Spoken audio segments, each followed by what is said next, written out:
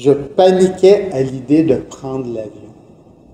J'ai fait deux choses. Une des choses, j'ai parlé tout à l'heure, beaucoup de théorie. J'ai lu, je me suis enseigné. Et là, je suis à l'aéroport. Je ne sais pas si vous voyez, mais je ne respire plus. Alors, il arrive des occasions dans la vie où quelque chose se passe et là, vous êtes comme ça, justement. Vous bloquez. Et probablement, vous en rendez pas compte. Il y a les palpitations, tout ça. Alors, la première technique, pour ceux qui connaissent, c'est la cohérence cardiaque. Vous connaissez? Est-ce que tu connais? Non? Non? OK. On va le faire. Ah, j'avais oublié, mais c'est le fun d'oublier les choses. Parce qu'avant tout, je voulais qu'on commence par juste... Ça, c'est comme notre baromètre de ce qu'on va apprendre aujourd'hui. Donc, juste dans la toute première case, prenez comme 1 minute, puis juste, c'est quoi vos pensées que vous avez juste là, présentement? C'est pas un examen, il n'y a pas de test. Vos émotions, puis les sensations. Je sais qu'il y en a qui avaient froid tout à l'heure. Tu peux marquer « j'ai froid ». Tu peux marquer « j'ai faim ». Tu peux marquer et que j'aurais pas dû mettre ces chaussures-là aujourd'hui. Surtout que je suis debout tout le temps. N'importe, donc, les pensées que vous pouvez avoir, les émotions. Et cette feuille-là, ça c'est à vous, hein, ça regarde personne d'autre. C'est pas un test, c'est pas un examen. Je vous en dis pas plus, mais ça fait partie des outils.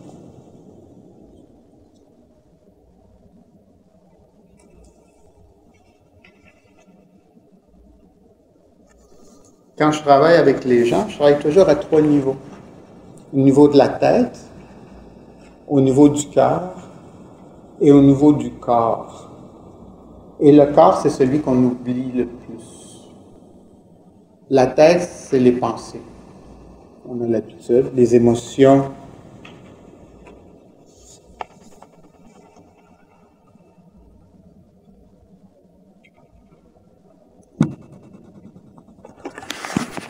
Alors, la cohérence cardiaque, en anglais, ils appellent ça heart math, la mathématique du cœur. Qui la pratique? OK. Connaître et pratiquer, merci, c'est bon. C'est pour ça qu'aujourd'hui, je ne voulais pas faire un cours théorique, mais vraiment une pratique. Ça prend 5 minutes. 5 minutes de notre vie, c'est pas beaucoup, mais vous allez voir que ça change beaucoup. Alors, ça se fait les yeux ouverts, tout simplement. Alors, le principe du heart math, vous avez déjà, c'est un peu le principe qu'entre les émotions et le corps, il y a un lien. On est pas mal d'accord avec ça. Mais qu'on est capable d'aller changer notre corps, pas en changeant nos émotions, mais en l'utilisant. Donc, généralement, on est passif vis-à-vis de ce qui se passe à notre corps. La cohérence cardiaque nous montre qu'on peut faire l'inverse. Donc, quelque chose nous arrive, notre cœur palpite. Notre cœur palpite, on devient stressé. Donc, il y a moyen de, je m'excuse du bel beau mot pas français, on peut dépalpiter le cœur. C'est surprenant, ça prend 5 minutes. Mais après 5 minutes, vous allez voir, rendu à la 3e minute, c'est là que ça commence à se passer, tout simplement. Alors,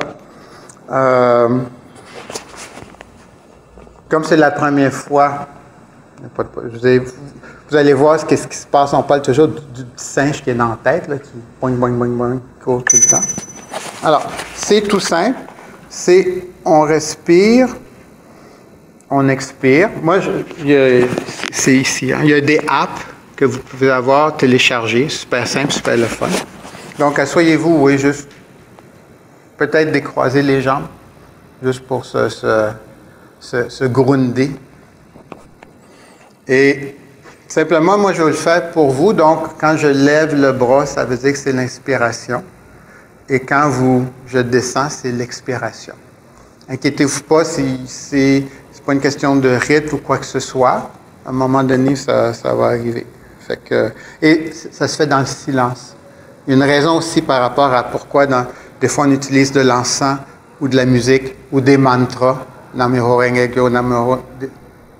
Ça, c'est une autre approche qui est très différente. Donc, je le parle. Inspiration.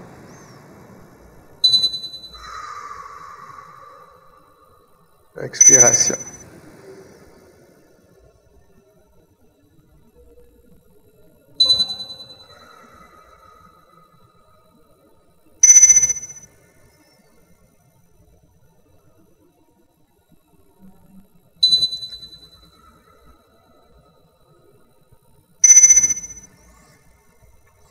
Souvent, on va dire inspiration par le nez, expiration par la bouche. Je trouve que des fois, il y a des règles qui ne sont pas nécessaires, mais...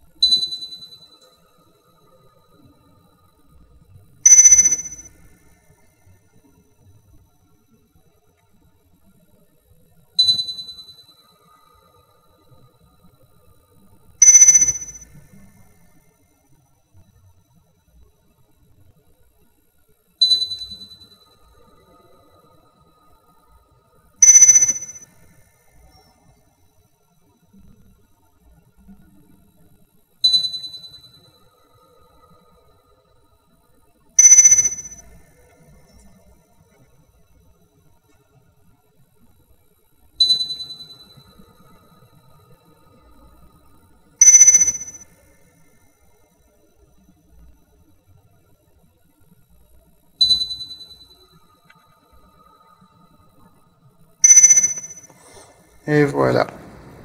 On vient de faire notre 5 minutes.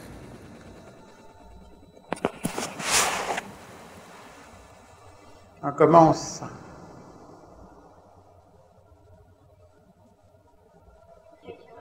Calme. Je vois des petites sourires. C'est comme un petit peu cotonneux. On n'a pas vraiment envie de bouger. Et ça, c'est juste 5 minutes. On n'a pas besoin de plus. Donc, la beauté de cette technique-là, c'est que si quelqu'un est devant vous, qui est en crise, mais qui n'est pas en danger, vous n'êtes pas en danger, et vous sentez ça, vous pouvez le faire sans que la personne s'en rende compte. Autrement dit, vous prenez soin de vous. Parce que la règle, plus vous êtes connecté à vous, plus vous pouvez connecter à l'autre. C'est un cadeau que vous faites à l'autre en prenant soin de vous. Et c'est non l'inverse. Ce n'est pas égoïste. Plus vous êtes connecté, plus vous pouvez donner, plus vous pouvez écouter. Alors prenez une petite 2 minutes, puis peut-être dans la deuxième rangée ici, écrivez ce que ça vous a fait vivre, s'il y a quelque chose qui a changé, s'il y a quelque chose qui est différent. Même moi, je sais, à vous parler, je ne suis plus du tout dans la même énergie que tout à l'heure. C'est comme...